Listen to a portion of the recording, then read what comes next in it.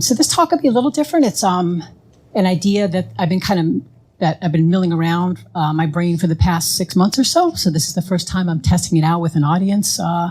You're going to help me crowdsource it.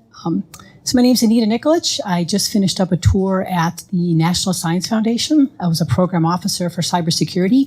NSF, National Science Foundation, funds most of the basic research in the US, and they fund almost 90% of computer science research. So security is underneath the kind of guise of computer science. Specifically, I was a program officer for networking security, social networking, and anti-censorship. So just to give you some background. And prior to that, my background's mostly in networking security. So I've been reading this book about amateur scientists, professional scientists, and how the twain sometimes meet, sometimes don't. I saw this cool quote from Arthur C. Clarke. He's the author of 2001: A Space Odyssey, and I thought this was really interesting. I definitely encountered this a lot kind of in my time at NSF because there's a lot of distinguished scientists that come back and forth through the halls. So I thought this was very interesting.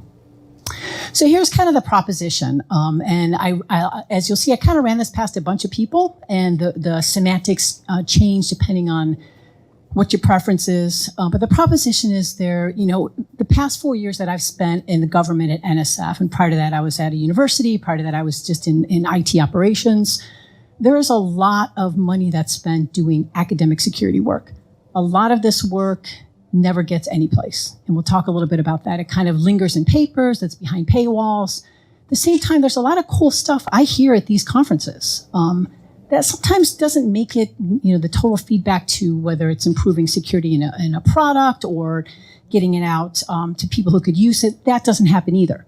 Sometimes it does, but the proposition is how can we get kind of, I'll call them non-professional, us basically, non-professional researchers, operators, and official academic researchers to work together somehow. So some things to consider. Is this really even a distinction between these two? Is this becoming meaningless, particularly for security and privacy? Should it become meaningless, or are there roles for each? Should we have academics who, sometimes can't push the limits as much as we can, not being in academia, or is research just research? Before about 1970, academics could use money very freely. You saw it from World War II to the 50s, 60s. They could use money very freely. They were given money. They could explore things. They didn't have to so much worry about publishing and tenure as they do now. Modern day, there's something called peer review. And if you're not familiar, kind of talk a little bit about it. But peer review means these ideas come to a panel. People like me, we invite distinguished experts to come and listen and be thoughtful about ranking these ideas. And peer review is kind of designed to prevent major shifts. Everything is very incremental in that when you bring up a novel idea or something really transformative, your fellow peers often say, well, that's not safe. That may not work. And science has become more like a business. So what prompted me to think about this? This isn't really anything new. I'll give you some examples of where it has been happening. So I remember back in high school, one of my teachers talking about and I don't have the correct name of it, but this great books program in New York City. And basically, it was kind of ordinary people talking with Columbia professors about, the great books. So they would bring people in, it's more common now, you see meetups, but this is back in the 60s or 70s. And the insight was, wow, all these kind of average people who read these classic works have really, insights that are pretty thoughtful. So that always kind of stuck with me. The past 4 years that I've been at NSF, NSF spends, and this is just one agency, there are others, DARPA and others, NSF spends $80 million a year on basic privacy and security research. Many other agencies spend millions of it on applied work, on basic work. Why are there still so many security problems? One of the programs that I started there was this transition to practice program. I stole the name from Homeland Security, but basically what I wanted to do was, with all this money being spent, and this program that I was on was around for 10 years. So that's, $800 million. And some of the same issues still are there year after year. So what can we do to transition some academic work get it into companies, get it in the hands of people who can use it? Many academics were very upset about this. They said, we want money to just do basic security work, and that's going to take away from it, getting it more practical. We can't do that. So it's kind of a mixed bag, and it evolved over the 4 years I was there to people kind of accepted that we're not taking away your right to do basic crypto work, but there's a lot of work that's sitting there that never gets into the hands of people who can use it. Another thing I noticed is I go to a lot of these conferences. Just I was lucky for my job, I got to go to a lot of these. If you look at the agendas, and I didn't have time to do this, but kind of in the past, I'd say 5 to 6 years, you look at the agendas for these kind of cons and academic conferences, they're very similar. The topics are very similar. The approaches are very similar, but neither kind of wants to be seen at each other's conferences. So when I'd say, I'm going to put in my travel request to go to DEF CON or any of the we call them principal investigators, are any of them going, the academics going? Many just will not go there. Can that be overcome, that people attend each other's events? Some talks that inspired me at ThoughtCon last year, maybe the year before, the cyber squirrel. Chris Thomas talked about, the premise being squirrels are a bigger threat to the ICS systems than actual hackers. I thought that was really interesting, so I brought him into NSF, and we usually get like Nobel Prize winners and serious talks, and he gave this talk. And it was interesting, half the room walked out, and half the room just thought it was awesome. And I thought, there's something to that. This project is kind of tongue-in-cheek, but there's a lot of kind of quantitative metrics and approach to it that's very interesting. So that kind of struck a nerve with me that there's something to it. I'm sure many of you know, Jay Radcliffe, this hacker researcher, talked about his the project a few years ago about hacking his own insulin pump and going to Johnson & Johnson and getting them to fix it. But he had a really nice talk last year, and that kind of really inspired me to crowdsource this about, can we inspire kind of this community to maybe use more of a scientific method to get some of our things that are not academic research to get traction with it? Maybe take things a little more seriously, maybe use a little more methodology, and do we want to? So at NSF, we were asked a lot, when an idea came by our desks or something, what does the community think? What does the community say about this? And me not being an academic, I kind of landed by circumstance at NSF. I'd say, well, who is the community? What do you mean by that? I mean, I came from security operations. When you say the community, who are you talking about? If it's the same people, writing the same papers for the same conferences, is that the community? Is it operators? So, what does that really mean? So this isn't a new problem. It got me to thinking, are there other disciplines, other areas besides security where this might have occurred? So I'm in one of these meetups for science books. So one of the books they had us read was about Mendel. And I'm not a biologist, not familiar with it, but it's a very interesting book. And I learned about Mendel, that this is, if you recall your high school biology, he's the father of Mendel's law of inheritance, which explains heredity and how traits are passed down. Well, he grew up on a farm. He worked as a gardener and a beekeeper, as a quiet guy. He ended up as a monk in this abbey in Brno. And what he did for his many years was grow pea plants. He literally just had pea plants in the garden, and he did these experiments, and he kept very meticulous notes. He wanted to develop new color variants and examine hybridization, and this had never been done before. So he did this for many, many years and published a paper, which he sent to these proceedings. He sent them to the Royal Society, the Linnaean Society, the Smithsonian, and they just, because he wasn't a professional scientist, the paper wasn't taken seriously. It was kind of put into this very obscure journal and forgotten about. Well, when this Dutch botanist, a friend of his who was cleaning out his stuff prior to moving, sent him this paper, and he said, "This is amazing." So it took many years. Now, it wasn't until 1909 where all these things were finally pinned to the discoveries Mendel first described in that paper, which just by happenstance, this paper happened to be found. So that got me thinking, it seems like there's a similar thing going on in our community. Another example, which I love, because I live in Chicago, this is Sue, the T-Rex Sue at the Field Museum. It's the biggest, best preserved, if you've never seen it, it's this amazing looking T-Rex. Well, Sue Hendricks, it was named after her, she found it. And she was a high school dropout. She moved to Florida to go diving. She lived with her uncle, and she was an explorer, adventurer. She caught these fish to sell to aquariums. Rare ones she would just sell at cost to museums. And she hooked up with some explorers and said, "I'll help you dig up fossils." And she ended up, their tire was flat, so they had to spend the night there. And she said, there's this ridge we haven't explored yet. And it was kind of on her instinct of doing this for many years that she actually, not the paleontologist, not the geologist, an untrained explorer, had the tenacity, and she found this fossil. So just another example. I think astronomy is another great example. Although in astronomy, typically we have the tools at our disposal in computer science and security versus like astronomy. But there's a couple interesting examples. I never knew about the Shoemaker-Levy Comet, which of course many of us have heard about. I didn't realize that Carol Shoemaker, who is one of the discoverers of it, at one point she had found the greatest number of these asteroids and comets of any person. I think that's been superseded, but she was not formally trained. She was a housewife. She didn't start her observations until she was 51 years old. She just kind of was a fan. Her husband was an astronomer. She had no training in this at all, but she kind of made a really big difference in this field. So I thought this was interesting. And sorry, my slides are a little all over the place. But I put together side by side. I just randomly grabbed a few years ago, just randomly some talks from DEF CON and some from Unix Security. Unix Security is a big, kind of big event people like to publish in. So I kind of put them next to each other. And I wonder if people can really tell which is which. Maybe some of you have been, but if you take a look at it, kind of look at the topics. I don't know if anybody has a guess or if you maybe know this already. So the one on the left is Unix. The one on the right is DEF CON. And if you kind of look at the titles and the topics, you could almost switch the two around and you could be at one of the other conference. So some things we're not talking about, citizen science. There's this really good article, which I know is a little hard to read on the bottom, but I could send you the link.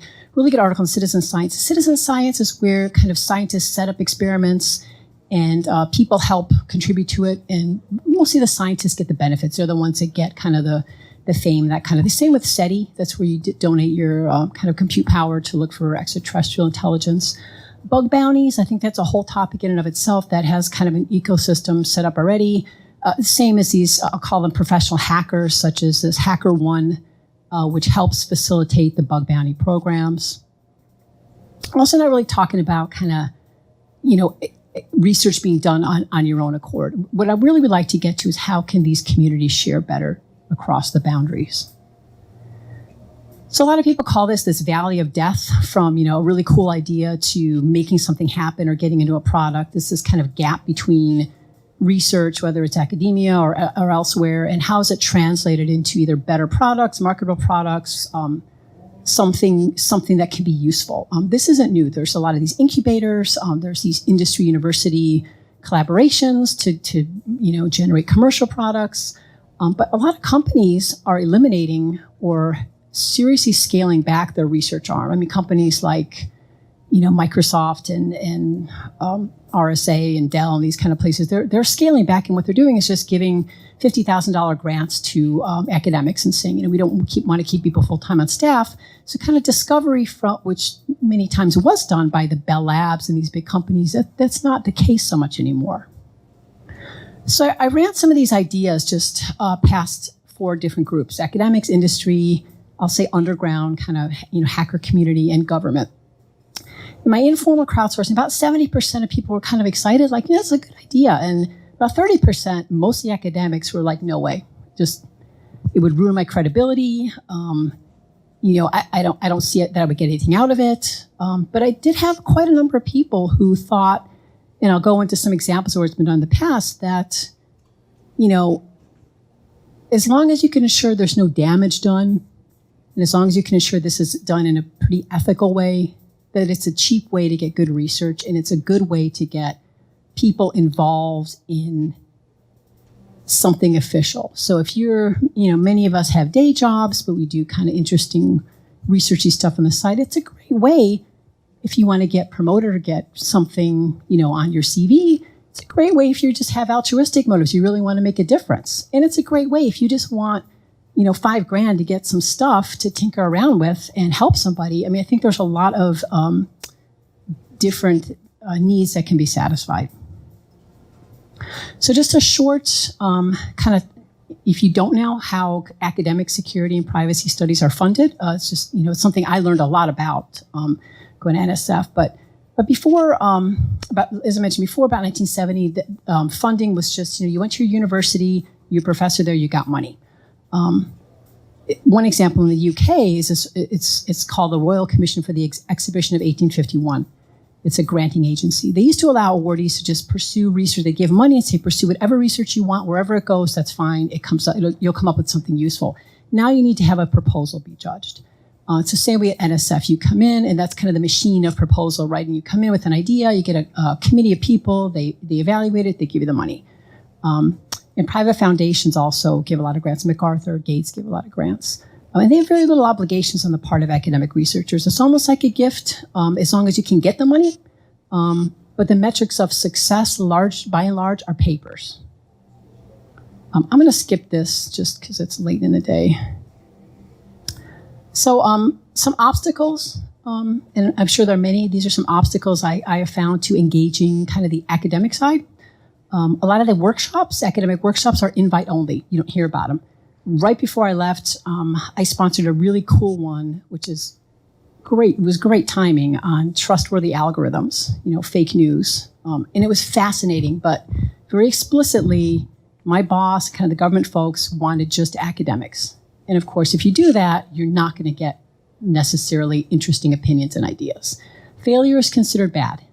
You think in science that failure is encouraged, and experimentation. Failure is considered bad because then you don't have a paper that says you did something interesting. Whereas if it's really, really incremental, we call it just a hack of something, that's praised because it's gone well. Conferences, if you haven't been to an academic conference, it's mostly people reading papers that were already put online. There's not a lot of socializing except for maybe finding a collaborator you, by and large, knew at grad school or some other conference. The incentive in that world, and I think we have to be very mindful, what's the incentive? It's tenure, if you're an academic, which requires papers at top conferences, publishing often. At many, MIT, Stanfords nowadays, in the past about 5 years, they want you to show that you have some form of startup or entrepreneurial experience. And of course, getting grants from funding agencies. It's all about how much money you can get in there. So the driving factor, if you look at this in the negative way, is not necessarily making security and privacy better in a tangible way. We can look at that and say, well, that is what they're doing. But in a very tangible way, the goal is to get tenure, and that's by doing these things. Some obstacles to engaging, I'll call non-academic researchers. Cons like this are culturally a little hard to navigate if you don't know people, or you're introverted, or maybe you don't have something to do at the village. So I think for a lot of people, they're culturally hard to kind of get into. A lot of people don't attend these events, so their ideas or their work is a little hard to track down. And people who attend, many of them don't give speeches. They don't, broadcast their ideas. Of course, we know not all motives are altruistic. A lot of the work, however, I think is done by many people for personal satisfaction, for the challenge. It's not necessarily, you don't really necessarily want, car companies to fix things, but for your own challenge to show that you had an idea and it came to fruition. And I think a lot of people lack the interest and time in collaborating with any kind of official entity. I won't read all of this, but so one thing here is, well, can I just read the research and get inspired? And it's interesting. I've noticed the past 4 to 5 years, and I've heard it already today, and I've only been here since mid-afternoon, is a lot of people do read academic papers or, want to be able to get to the original source. So academic conferences might publish the full papers online. Workshops occasionally have the white papers online. I find those two things I find them easier to digest oftentimes because they're shorter. Since 2013, publicly funded grants or agencies with that grant over $100 million in R&D, research and development, have to make the data publicly accessible to search, retrieve, and analyze. They're still figuring out how, but it's via this memo. Journals, however, are always behind a paywall, almost always. It's a big problem with a lot of debate. There's one publishing company that you have to pay them to publish, you have to pay them to read it. So there's a workaround called Sci-Hub, which has 64 million articles up there, and they claim to have 85% of the paywalled scholarly articles up there for you to read. So a lot of people do that as a workaround through the paywall. And I just found this really interesting quote. that people have, time to become experts on quackery and pop science. Wouldn't it be nice to start seeing them take up actual science as a hobby and be able to read these papers? There was a really cool paper in the Atlantic, or article in the Atlantic a few weeks ago along this line, saying the more kind of sophisticated science becomes, the harder it is to communicate results. So if you try to read some of these onerous papers, the concept's often very simple. The communication of it can tend to be very onerous. So it's a fascinating article. It's kind of a long read, but very interesting. I just noted, if you're not familiar with these folks, I wasn't, but there's some really interesting work that's been produced by, I just plucked out a handful of people with some cool projects that I think would be kind of interesting takers on this idea. Yoshi Kono, who's University of Washington, he had this article on the top about encoding malware into a strand of DNA. Damon McCoy does all this cool stuff on looking at the Silk Road and the dark web and analyzing Craigslist rental scams in Nigerian gangs and things like that. Reshipping a mule scams, it's how to use your Visa card to do reshipping scams. Stefan Savage has this awesome project on measuring cybercrime and actually how much money's made off the dark web and cybercrime. People talk about this, but he's actually measuring how much money's made there. He also did this remote car hacking in 2010. So what if we brought the two sides together? One of the, we see this time gap kind of between academic stuff and stuff you see at these cons. So, if you went to DEF CON last year, this voting village had tons of press attention, saying it was the first ever look at voting security, and they had all these voting machines. It's the first time people have hacked into them, but people have actually been doing this work for years. It's just not published. It's not publicized very well. There are tons of kind of obscure journal stuff and different workshops on how people have hacked voting machines.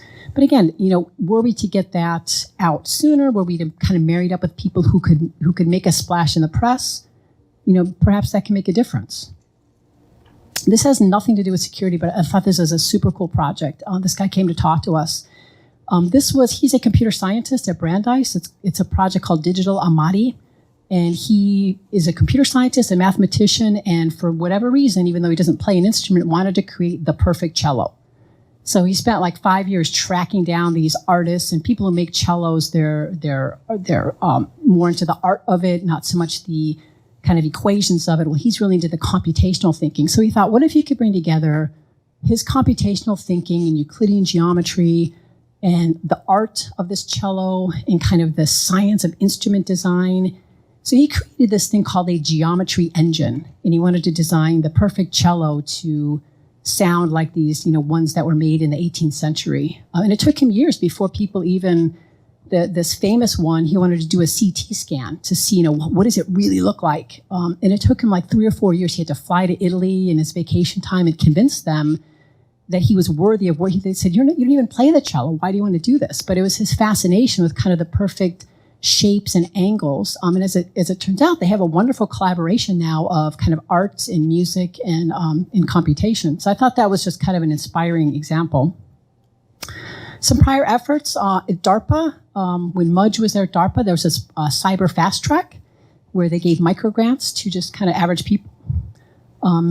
He noticed that, the cyber incidents kept increasing from, kind of the 5 years prior to him going to DARPA.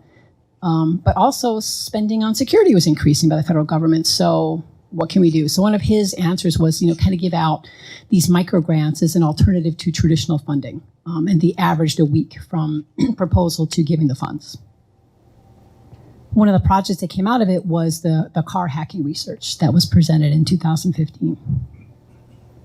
Other efforts, I just wanted to put these kind of down. There's things like experience tracks at academic conferences where you're not an academic, but you have experience as an operator. Case studies to show, for human-computer interaction, in AI conferences. So there's kind of other thinking, but nothing really formal.